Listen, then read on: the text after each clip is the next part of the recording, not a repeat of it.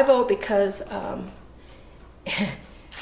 it wasn't that long ago that I didn't have a vote, as a woman in particular.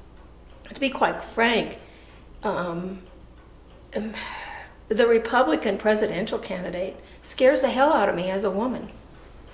And scares the hell, out of me. And I'm an old woman, but for my daughter, for my granddaughters, are we going to go back to being, barefoot and pregnant in the kitchen? And I think that's the way some of these Republicans would really like to see women. I will have to say, there are a couple other things that kind of intrigued me when I was doing the phone banking, where I talked to a couple of older women, one who I think probably was a widow, and she said, I can't believe, she said, I'm so glad you talked, she talked my ear off. I really want to talk to somebody about what's going on with politics, because she said, I can't even talk to some of my people at church.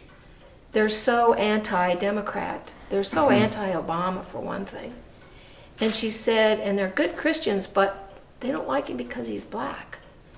And she said, I don't think that's a real Christian attitude. And she said, so I'm really glad to talk to somebody. And then another lady said, well, don't tell my friends that I'm going to vote for Obama. Another lady said, well, don't tell my husband. It was incredible. We're all part of the government.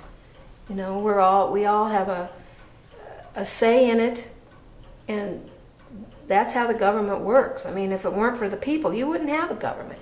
You would have a dictatorship. So if we don't all go out there and have our say, then it's our fault. We're to blame. And I have friends who aren't registered to vote. And when they start complaining about what's going on, I just tell them, you have no say. You don't vote, you don't say. I don't want to hear it. What?